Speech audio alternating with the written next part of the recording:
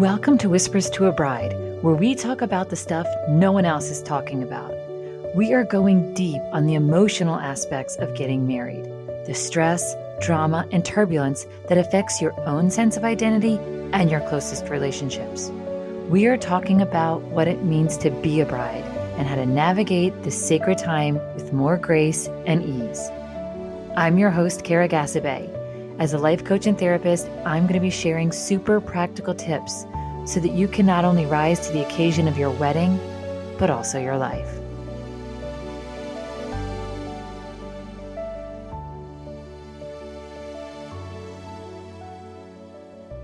Hello. Welcome back. You are listening to Whispers to a Bride. I am your host, Kara, life coach and therapist for brides. And today I want to talk about the concept of man in the middle. And this topic was brought up by a recent message I got on TikTok from one of you lovely followers who just went through her wedding and is really struggling with her husband and his family. And it really started as the wedding was being planned, as these things often do. And I just kind of wanted to talk through it a little bit, shed some light on it, and think about some ways in which we can navigate this experience, which is so much more universal than I think a lot of us realize that it is. So this person wrote, her mother-in-law tried putting her sister-in-law in the wedding right before they started walking. 3 people had to tell her that she's not supposed to do that. And she kept coming back on what was supposed to be the most special day of my life. My husband says they probably didn't realize it was such a big deal. They didn't know it was so rude. I said that they do know it was so rude. They try to take all the attention on her special day. I'm sort of just paraphrasing this. And then like on Facebook, her sister-in-law posted pictures from the wedding, but it was just pictures of her brother, the groom, none with the bride. And there's just, you can tell there's a lot of friction. And she just ends it saying, basically, everybody's telling her to let it go, but it's really weird and awkward, and I don't know what to do. So basically, this situation is that her husband, right, is now the man in the middle. He is sort of stuck between his mom and sister, right, his family of origin, and his new wife. And this dynamic is just an old story, right? We have heard it a million times and seen it play out in different situations with the groom in this case. And obviously it can happen in same-sex couples too. It's just in this situation, there are so many gender specific sort of tropes and roles that people fall into. So, and the example is with the guy. So we're going to use that. But a lot of these things can graft onto same-sex couples, but it doesn't usually follow this same sort of predictable path as it does with the hetero couples. Anyway, this idea of the man in the middle being just that, like, he doesn't want to piss anybody off, right? He wants to like let his mom and sister do their thing because he knows how they are. He knows what maybe they're trying to do or what they're going through.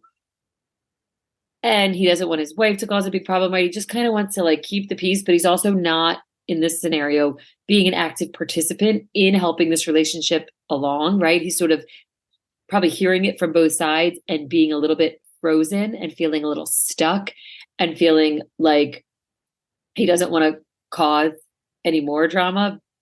But by like backing out and doing nothing, he's leaving these women to sort of battle it out themselves.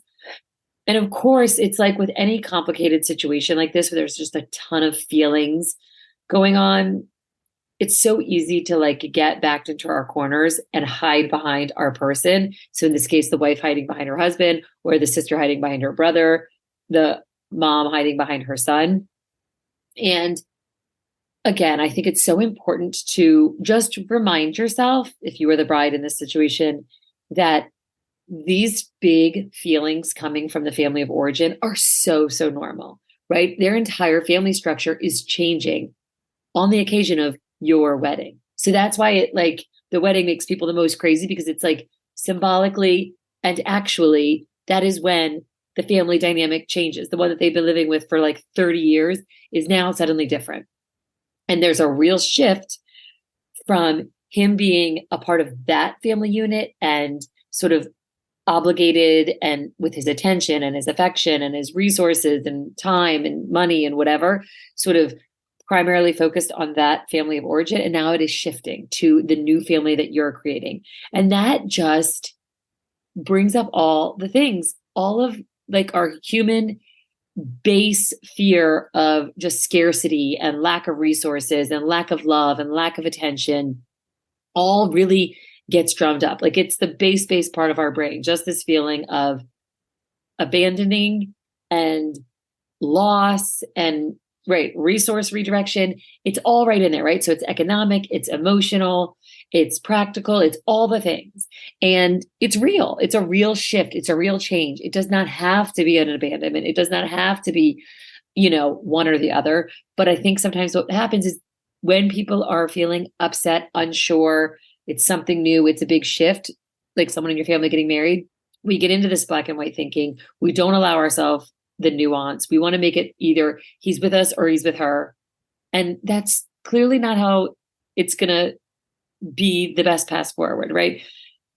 Having that black and white thinking where you choose the sister, or you choose the new wife, or you choose the mother, or you choose the new wife, like that is just a no-win, which is often, I think, why sort of you get this man in the middle and he's just sort of stuck because he's like, I will not turn my back on my mother and my sister, but I also love my wife and want to create a life with her. And so you can feel that tension is just really intense. And it requires, right, to navigate something like this, it just requires a ton of patience and trust and revisiting and forgiveness and grace, and then crafting boundaries that make sense and more conversations, right? Like it's going to be a relationship that evolves over time. It does not have to feel perfect on your wedding day. For most people, it's still pretty wonky and pretty new in that newlywed phase of like, wait, what are the expectations from this other family? And how do I sort of enter into that family without causing major drama that, besides the fact that you being there already for some, especially this sister in this scenario, has created a ton of drama. And she's probably just really going through her own sort of almost grief and loss about her brother moving on to this stage of his life. And that's okay. We can let her do that. At some point, I think she can move through those feelings and then focus on how to build a relationship with her new sister-in-law in a way that is productive and useful and supportive of her brother and sort of additive to creating an expanded family that moves forward in a really positive, healthy, happy direction, right? It's just that there's always seems to be, with a change like this just the grinding of the gears, just like the hard part where everybody's feeling each other out. We're having our worst fears. We're sort of displaying, we're sort of acting out like the most toddler-esque, like, it's mine, scarcity, I want more, I like my team, your team, like that kind of stuff just happens to get played out around the wedding. And it sucks because, like you said, this bride wanted this to be her most special day, the most fabulous day for her, where she gets all the attention. And here she has this mother-in-law and sister-in-law trying to steal attention and trying to maybe sabotage the moments. And of course I wasn't there and I don't know these guys personally, so I can't speak, but this underlying current of that sort of happening is really universal. Like it's really a thing. And so that's, I think, if you're struggling with this kind of icky dynamic around your wedding with the sister-in-law, mother-in-law to be, you're really not alone. And I think the most important part is you do get to have your own feelings about it, and you do get to set your own boundaries about what they can and can't do and how that all plays out. But I just want to encourage you to expect it, because I think that will help a lot. If you can sort of take the shock value out, this bride sounds like she was really shocked that they would be doing this on her wedding day. And if she were really honest and looks back, like she probably could have predicted it and maybe managed it a little better had she just sort of leaned into the reality that like they were pretty unhinged emotionally going into this wedding, and we're going to maybe act out in this way. Of course, I'm not blaming her. I don't know if I would have expected a mother-in-law to try to put the daughter-in-law in the wedding party on the day of. That is pretty darn extreme. So maybe there was no way she could have known. But either way, I think it's just so important to work with your partner and figure out a strategy as a couple, because I think it's so, like, there's two tracks. I think it's so important to work through these issues as a couple, because his family and how you manage and engage with his family is going to be an issue in your marriage forever.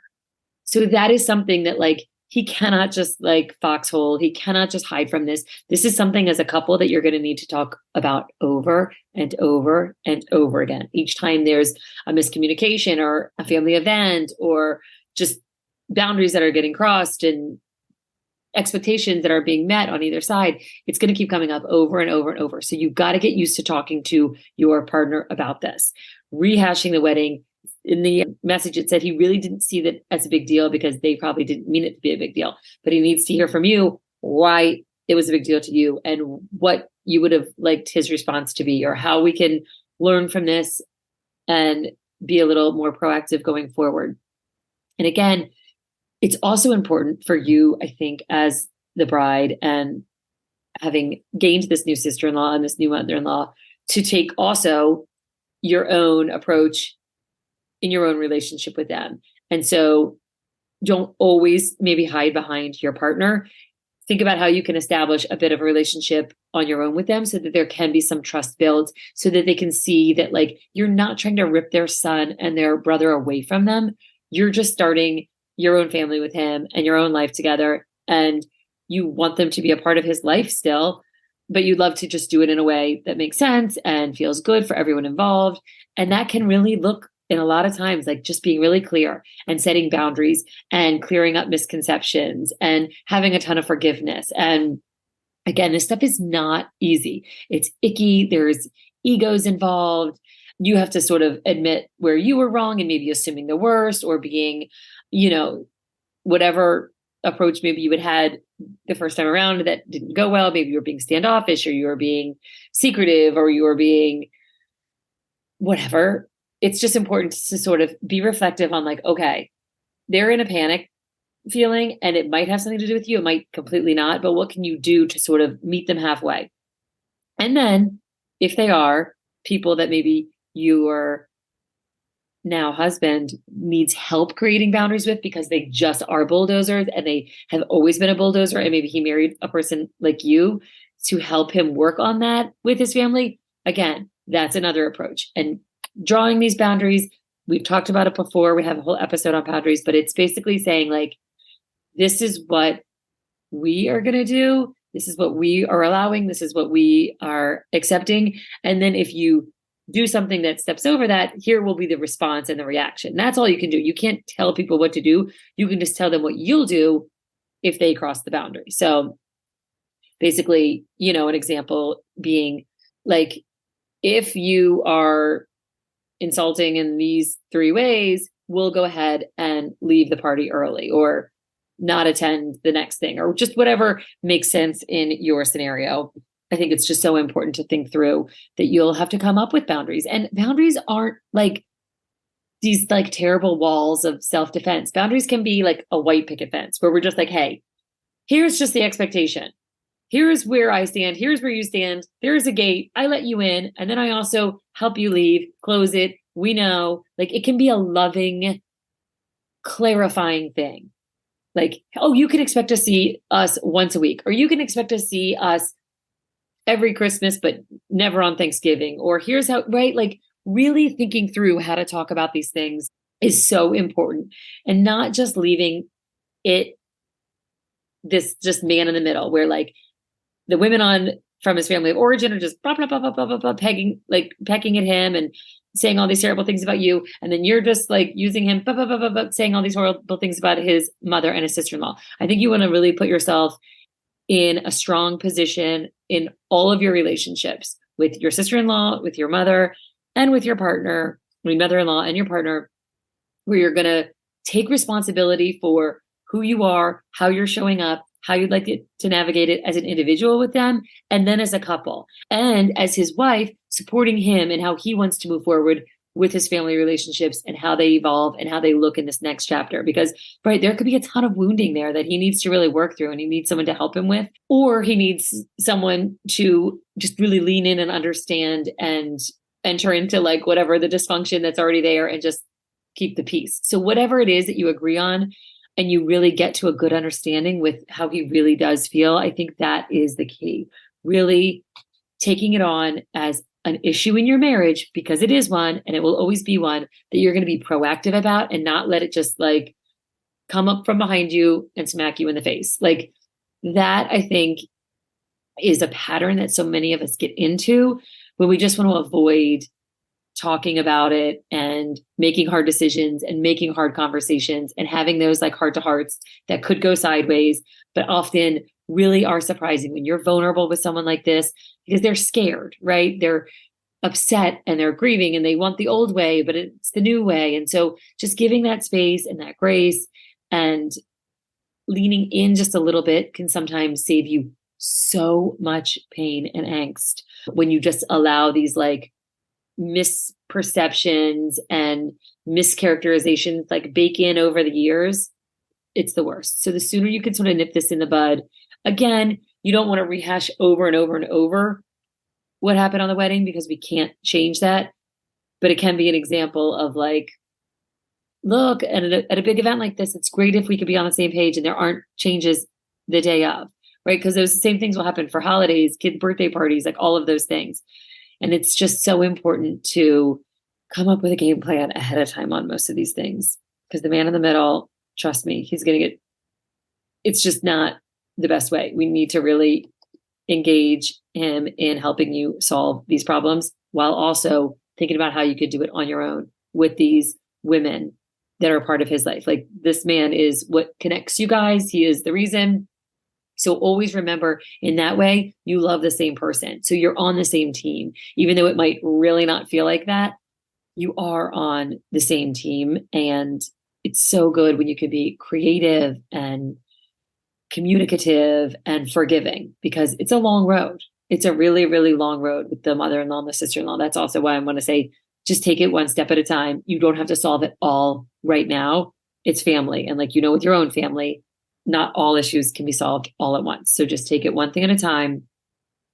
And then on your own, trying to get over the bitterness of the pain that's already been caused on your wedding day, I think is the work that you want to do. Sort of trying to work through those emotions, feel all of those emotions, and then work towards letting go of the bitterness. But using that anger that you have inside you right now, this anger is telling you something. This anger is information and it's fuel. And it means we need to approach this dynamic. We need to look at this problem. And that's where you want to turn to your partner and be like, we got to sit here and talk about this. This is not just like something we can ignore. I'm really angry. And that anger tells me boundaries have been crossed. There's an issue at hand. I need to take some action. And I think that is such an important thing to not miss. Don't just bury this anger and let it just stew and stew for years, because it will come out. So we really want to think about how do we direct the feelings now and address the parts that can be addressed and move forward with a little more of a clean slate, because we were able to deal with the hurt and pain that's already been caused. So I know I'm a little all over the place on this one, but there's just so many sort of nuances. So it's hard to speak completely objectively and generally, but there are just some themes that are so, so common. And that's why I wanted to bring it to the podcast. If you are in a situation like this, where you're really, really pissed and disappointed and overwhelmed and frustrated by in-laws or your partner or your friends or whatever's happening as you're approaching your wedding or dealing with the aftermath, do not hesitate to reach out. KaraMaureen.com. I have got you. In the meantime, I will see you over on Instagram and TikTok. And thank you to everyone who has left a review. It is everything that this podcast needs to reach a wider audience of brides like yourself. So comment, like, share, review, and in the meantime, I am wishing you nothing but bridal bliss.